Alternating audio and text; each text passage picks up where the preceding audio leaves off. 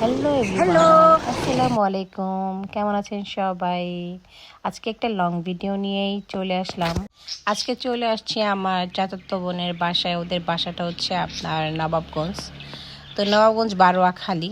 আমার কাছে ওদের বাসায় আসলেই এই হ্যালো, মাঠটা অনেক ভালো লাগে, লিসেন তাই টু মি চলে আসি। প্লিজ, তো লিসেন টু মি। এই বাসার আমার সবাইকে আমার নিয়ে কাকি কিন্তু মোটামুটি তোমাকে আমরা ঝুমকো জবা সবাই দিয়ে চলে গেছে। আসো আসলাম আসো, এই কাম হিয়ার কাম মাঠে। হিয়ার। তো আসার পরেই আমরা মজা করতেছি সবাই। গ্রামীণ পরিবেশ মানে গোবর, ধান ক্ষেত, আর বর্তমানে আছে সরিষা ফুল। তো এইদিকে আমার কাকিকে বলতেছিলাম, তুমি এই গোবরগুলা কি নিবা নাকি বাসায় খড়ি বানানোর জন্য? তো যাই হোক, মজা করতেছিলাম। তারপরে চলে আসলাম সরিষা ক্ষেত থেকে কিছু ছবি তোলার জন্য। তো আস্তে আস্তে আমরা অনেকটা দূর চলে আসছি। দেখেন দূর থেকে মাঠটা বেশ অনেকটা জায়গা নিয়ে, কিন্তু আচ্ছা দোহানগঞ্জের কে কে আছেন এই জায়গাটা চিনতে পারেন অবশ্যই কিন্তু আমাদের কমেন্ট বক্সে জানাবেন। হ্যাঁ, তো যাই হোক, আমরা এখন একটু ফুটবল খেলবো। এখানে কিছু বাচ্চারা ফুটবল খেলতেছিল, ওদের কাছ থেকে বলটা নিয়ে আমরা খেললাম।